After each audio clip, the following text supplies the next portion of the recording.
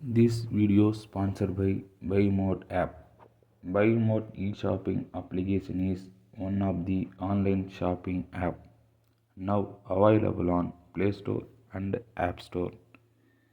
இந்த BuyMode application மூலமாக நமது வீட்டுக்கு தேவையான அன்றாட யூஸ் பண்ணக்கூடிய அனைத்து வகையான பொருட்களும் ஒரே இடத்தில் BuyMode இ-ஷாப்பிங் ஆப் மூலமாக பெஸ்ட் குவாலிட்டி மற்றும் பெஸ்ட் பிரைஸில் ஆன்லைனில் பர்ச்சேஸ் செய்து கொள்ள முடியும். குறைந்த ஈர்ப்பு விசையில் தாவரத்தின் வளர்ச்சி எப்படி இருக்கும் என்ற பரிசோதனைக்காக இஸ்ரோவால் விண்வெளிக்கு அனுப்பப்பட்ட காராமணி விதைகள் வெற்றிகரமாக முளைத்துள்ளது என்று இஸ்ரோ தெரிவித்துள்ளது.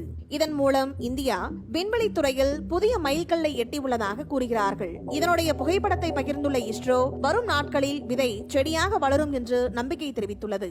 அதனை பற்றி இந்த வீடியோ தொகுப்பில் பார்க்கலாம்.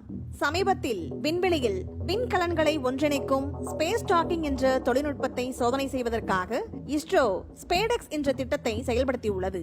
இதற்காக 2 விண்கலன்களை PSLV C-60 ராக்கெட் மூலம் கடந்த திங்கட்கிழமை விண்ணில் ஏவியது. ஸ்பேடெக்ஸ் A, ஸ்பேடெக்ஸ் B ஆகிய 2 விண்கலன்களும் திட்டமிட்டபடி புவிவட்ட பாதையில் நிலைநிறுத்தப்பட்டுள்ளது. இந்த விண்கலன்களுடன் 24 ஆய்வு கருவிகளை கொண்டு புவிவட்ட ஆய்வு தொகுப்பையும் விண்ணில் செலுத்த திட்டமிடப்பட்டது. இந்த தொகுப்பில் இஸ்ரோவின் 14 ஆய்வு கருவிகளும் கல்வி நிறுவனங்களின் 10 ஆய்வு கருவிகளும் உள்ளது. ஸ்பேடெக்ஸ் விண்கலன்கள் பூமியிலிருந்து 475 கிலோமீட்டர் தூரத்தில் நிலைநிறுத்தப்பட்ட நிலையில் ஆய்வு தொகுப்பு நம் பூமியிலிருந்து 350 கிலோமீட்டர் தூரத்தில் புவிவட்ட பாதையில் நிலைநிறுத்தப்பட்டது.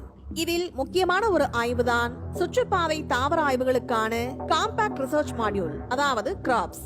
இதில் சிறிய வகை பயிர் விதைகளும் வைத்து அனுப்பப்பட்டுள்ளது.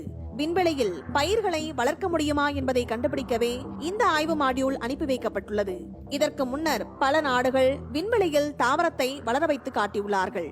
ஆனால் இந்தியா சொந்தமாக இது போன்ற சோதனையை செய்தது கிடையாது. அந்த வகையில் கிராப்ஸ் என்ற இந்த சோதனை தான் இந்தியாவின் முதல் சோதனை. இஸ்ரோ அனுப்பி வைத்த மாடியூலில் சிறிய பயிர்களின் விதை, அது முளைக்க தேவையான மண், ஹெர்மெட்லி சீல் செய்யப்பட்ட யூனிட், வெப்பநிலை, ஈரப்பதம் மற்றும் வாயு பரிமாற்றத்தை அளவிட சென்சார்கள், பூஜ்ய ஈர்ப்பு விசைக்கு ஏற்ற ஹைட்ரோபோனிக் அமைப்புகள், விதைக்கு தேவையான நீர் மற்றும் ஊட்டச்சத்தை கொடுக்க தானியங்கி அமைப்பு, விதையின் வளர்ச்சியை கண்காணிக்க உயிர்த்திறன் கொண்ட கேமரா, விதை செடியாக முளைத்தால் அதை அளவிட ஸ்பெக்ட்ரோமீட்டர்கள் ஆகியவை பொருத்தப்பட்டுள்ளன. இவ்வளவும் சேர்த்து அனுப்பி வைக்கப்பட்ட விதை தற்போது முளைத்துள்ளது. இதற்கான ஆதாரமாக புகைப்படத்தை இஸ்ரோ வெளியிட்டுள்ளது. இந்திய விண்வெளி வரலாற்றில் நாம் அனுப்பி வைத்த விதை ஒன்று விண்வெளியில் முளைத்திருப்பது இதுவே முதன்முறை என்று இஸ்ரோ கூறியுள்ளது. இந்த ஆய்வின் மூலம் ஈர்ப்பு விசையே இல்லாத பகுதிகளில் செடிகள் எப்படி வளர்கின்றன என்பதை அறிந்து கொள்ள முடியும் என்றும், இப்படி வளரும் செடிகள் பூமியில் ஈர்ப்பு விசையில் வளரும் செடியுடன் எந்த அளவிற்கு ஒத்துப்போகிறது என்றும், என்னென்ன வேறுபாடுகள் உள்ளது என்பதை குறித்து நாம் தெரிந்து கொள்ள இந்த ஆய்வு உதவும் என்று கூறுகிறார்கள். எதிர்காலத்தில் மனித இனம் இன்னொரு கோளுக்கும் இன்னொரு சூரிய குடும்பத்தை நோக்கியும் போக வேண்டிய சூழல் ஏற்படலாம். அப்படி இருக்கும்போது நமக்கு தேவையான உணவை நாமே தயாரிக்க வேண்டியது வரும். அது மட்டுமல்லாது புதிய கிரகத்தில் நாம் சாப்பிடும் வகையான உணவுகள் இல்லாமல் இருக்கலாம்.